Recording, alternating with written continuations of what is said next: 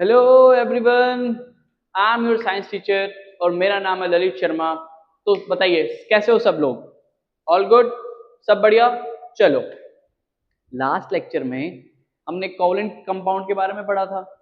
अब आगे कुछ और बातें कर लें उसके बारे में। पर एज यूजुअल, हमेशा की तरह हम अपना लेक्चर स्टार्ट करेंगे with some positive affirmation. Affirmation, चलो देखो। So speak with me, speak with me, believe with me and become with me। ठीक है, चलो देखो। I am worthy of love and success. I grow stronger with every challenge I face. God guides me and gives me strength every single day. I attract abundance, peace, and positivity.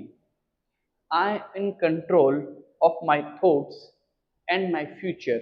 My future is in my hands and I have fully controlled it। ठीक है, चलो।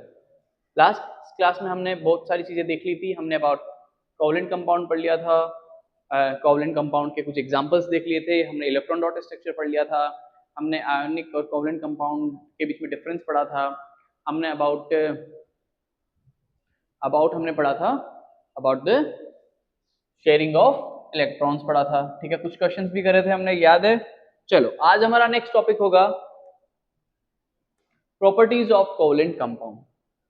अब क्या हो रहा है, basically दो compound पढ़ रहे हैं हम। एक पढ़ रहे हैं आयोनिक कंपाउंड, फिर एक पढ़ रहे हैं हम कोवलेंट कंपाउंड। आयोनिक कंपाउंड जो बना है वो बना है इस दुनिया की, इस ब्रह्मांड की सबसे स्ट्रॉन्गेस्ट बॉन्ड से, इलेक्ट्रोस्टैटिक बॉन्ड से। तो आयोनिक कंपाउंड बहुत ज्यादा स्टेबल है, बहुत ज्यादा स्ट्रांग है, बहुत ज्यादा हार्ड है। इसलिए इसलिए आयोनिक कंपाउंड जो होते हैं उनको हम अलग पढ़ते हैं और कोवलेंट कंपाउंड को हम अलग पढ़ते हैं। लेकिन कोवलेंट कंपाउंड के बारे में हम देखें तो कोवलेंट कंपाउंड्स बने हैं by the mutual sharing of electrons. और जब म्यूचुअल शेयरिंग होती है, जब आप भी किसी से शेयरिंग करते हो, तो आपकी शेयरिंग का भी कोई भरोसा नहीं है, आप कब अपनी चीज वापस ले लो, कब वो बॉन्ड ब्रेक हो जाए। ठीक है, किसी को आपने शेयर किया है, उसको कंप्लीटली डोनेट नहीं किया है। There is huge difference between donate and share. Ionic compound में इलेक्ट्रॉन्स कंप्लीटली डोनेट हो जाते हैं, लेकिन कोवलेंट कंपाउंड में इलेक्ट्रॉन्स डोनेट नहीं होते हैं, वो सिर्फ शेयर होते हैं। और शेयरिंग का सिंपल सा रूल है, शेयरिंग कब ब्रेक हो जाए, कब टूट जाए, उसका कोई पता नहीं है। ठीक है, शेयरिंग टूट गई, बॉन्ड टूट गया, now the both the atoms are isolated. इसलिए इसलिए क्या होता है, जनरली जो कोवलेंट कंपाउंड होते हैं they are the poor conductor of electricity. क्यों? क्योंकि इनमें क्या नहीं बनते, आयंस नहीं बनते। क्या नहीं बनते? आयंस नहीं बनते। सेकंड है, जनरली जो है वो इनका क्या होता है, low melting and boiling point होता है। बिकॉज क्या होता है, क्योंकि इनके बीच में क्या होती है, वीक इंटरमोलिकुलर जो ये फोर्स होती है वो क्या होती है, कमजोर होती है। ठीक है, वही हम बात करें आयनिक बॉन्ड में तो क्या होती है, वो स्ट्रांग होती है। क्या होती है? स्ट्रांग। लेकिन कोवलेंट कंपाउंड में क्या होती है, वीक। बात समझ आई? ठीक है, covalent bond is strong, intermolecular force are weak. ठीक है, बॉन्ड तो स्ट्रांग होता है लेकिन not that much. Ionic bond के कंपैरिजन में स्ट्रांग नहीं होता है, उससे तो वीक ही होता है। ठीक है, इंटरमोलिकुलर फोर्सेज आर वीक। बात समझ आई? आगे देखो, आगे हम पढ़ रहे हैं why carbon forms covalent compound. एक बात हमने किसी ने पूछी ही नहीं है बात कि हमेशा कार्बन जो है वो कोवलेंट कंपाउंड ही क्यों बनाता है, वो आयनिक कंपाउंड क्यों नहीं बना सकता। तो इसका रीजन है ये, देखो देखो बेसिकली कार्बन का एटॉमिक नंबर है 6 और सिक्स जो है वो बहुत ही दुविधा, बहुत ही ज्यादा प्रॉब्लम में है। क्यों प्रॉब्लम में है, क्योंकि 6 क्या है, 2 और 4 इसका इलेक्ट्रॉनिक कॉन्फ़िगरेशन है। अब या तो ये 4 इलेक्ट्रॉन्स को डोनेट कर दे या 4 को लूज कर दे या 4 को गेन कर ले। समझ आई बात, या तो ये 4 इलेक्ट्रॉन्स को लूज कर दे या 4 इलेक्ट्रॉन्स को गेन कर ले, तभी जाके स्टेबल होगा ना। ऑक्टेट रूल तो पढ़ा ही है हमने कि हमें कैसे भी करके या तो आउटर मोस्ट में 8 इलेक्ट्रॉन करने हैं, 8 इलेक्ट्रॉन्स करने के लिए इसको चाहिए 4 इलेक्ट्रॉन्स, ठीक है। To attain noble gas configuration, 8 electrons और 2 electrons in last shell। अब देखो कोई भी एटम स्टेबल तब होता है जब वो फॉलो करता है नोबल गैस कॉन्फ़िगरेशन को। और नोबल गैस कॉन्फ़िगरेशन क्या है, नोबल गैस कॉन्फ़िगरेशन बेसिकली कि कैसे भी करके आपके आउटर मोस्ट वैलेंस शेल में या तो 8 इलेक्ट्रॉन्स हो जाएं या 2 इलेक्ट्रॉन्स हो जाएं। अब कार्बन के पास दो ही कंडीशन है, या तो भाई कैसे भी करके तू 4 इलेक्ट्रॉन ले ले तो तेरे पास हो जाएंगे 8, या फिर 4 इलेक्ट्रॉन डोनेट कर दे तो तेरे पास हो जाएंगे 2। इन दोनों कंडीशन को ही फॉलो करेगा तो ही तेरे पास क्या हो सकता है, तू आयोनिक कंपाउंड बना सकता है या तभी तू स्टेबल हो सकता है। तो देखो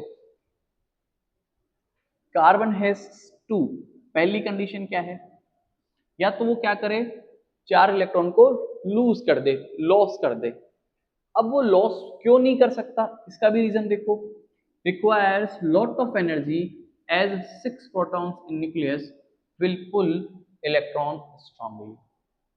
कि यदि 4 इलेक्ट्रॉन को वो लॉस करता है, लूज कर देता है, तो उससे क्या हो जाएगा, 6 प्रोटॉन्स क्या करेंगे न्यूक्लियस में, उन इलेक्ट्रॉन को स्ट्रांगली खींचेंगे, ठीक है। तो बेसिकली क्या है, लॉट ऑफ एनर्जी की रिक्वायरमेंट है। क्यों, क्योंकि जो 6 प्रोटॉन्स है कार्बन के न्यूक्लियस में वो इलेक्ट्रॉन्स को पुल करेंगे, क्योंकि प्रोटॉन के पास तो कौन सा चार्ज होता है, प्लस, और प्लस हमेशा किसको खींचता है, किसको अट्रैक्ट करता है, माइनस को।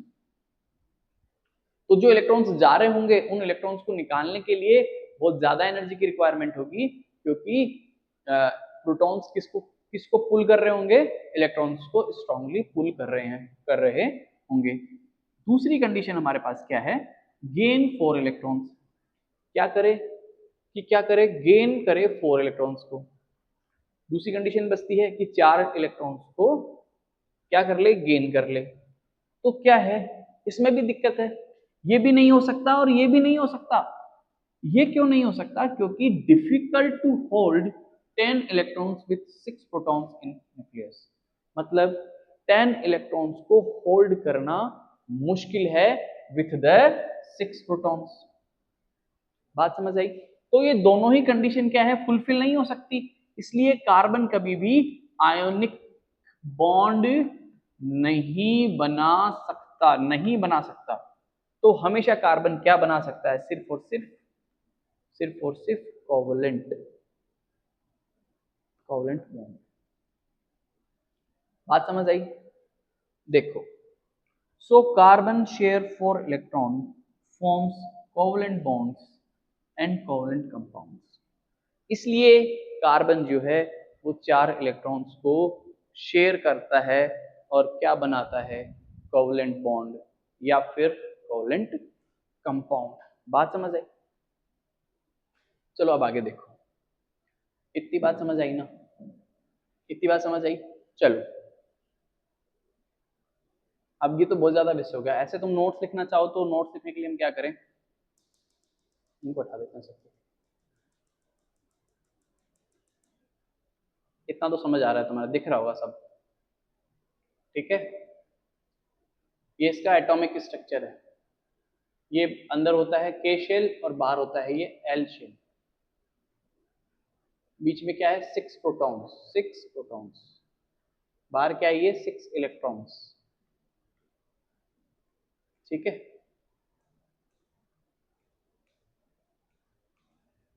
चलो आगे देखो,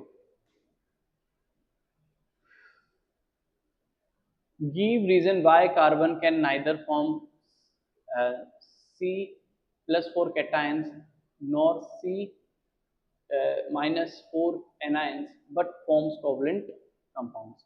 तो ये जो मैंने अभी समझाया वही सब लिखा हुआ है, बट आपको जब भी बोर्ड में आप पेपर देने जाओगे तो आप इसी फॉर्मेट में आंसर लिखोगे ताकि तुम्हारे नंबर अच्छे आ सके। ये काफी इंपॉर्टेंट क्वेश्चन है, ऑलमोस्ट 7 ईयर्स 2017, 19, 20, 21, 22, 24, 25, मतलब लगा कितनी बार पूछा जा चुका है ये अब तक 7 टाइम्स पूछा जा चुका है। बात समझ आई क्या? चलो आगे चलो। अब देखो नॉमेनक्लेचर आयुपैक, नॉमेनक्लेचर आयुपैक देखो,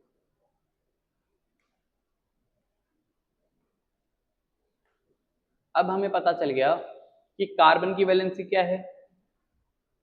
कार्बन की वैलेंसी है 4, ठीक है। 4 वैलेंसी क्या होती है, वैलेंसी की डेफिनेशन है द कंबाइनिंग कैपेसिटी, लिख लो।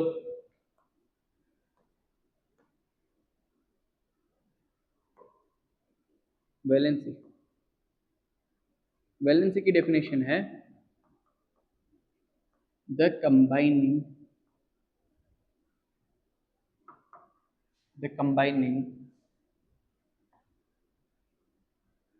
Capacity of an atom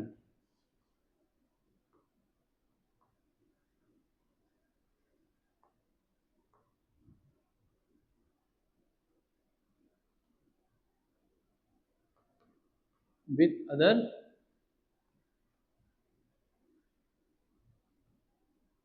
known as valency।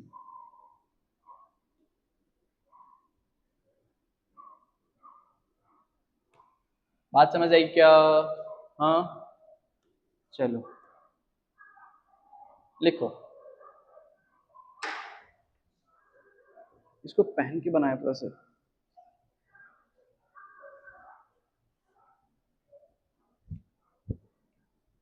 हाँ बच्चा पार्टी लग रहे हैं हम नेताजी।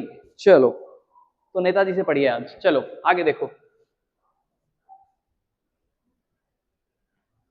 लिख ली डेफिनेशन, लिख लिया ये वैलेंसी। अब देखो कार्बन जो है वो मैक्सिमम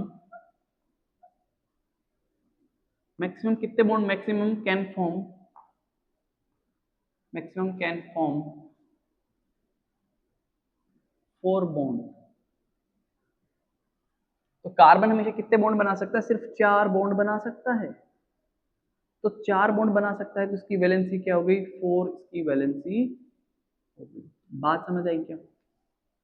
मैक्सिमम 4 बॉन्ड बना सकता है, मतलब या तो 4 अलग एटम से कनेक्ट बॉन्ड बना सकता है या 4 किसी ना किसी अदर एटम से ये बॉन्ड बनाएगा। तो ये 4 बॉन्ड बनाएगा, इसलिए इसकी वैलेंसी क्या है, 4। अब आगे देखो, जिसकी भी वैलेंसी 4 होती है उसको हम बोलते हैं टेट्रावैलेंट। टेट्रावैलेंट जिसकी भी वैलेंसी 4 होती है, 4, उसको हम बोलते हैं टेट्रावैलेंट।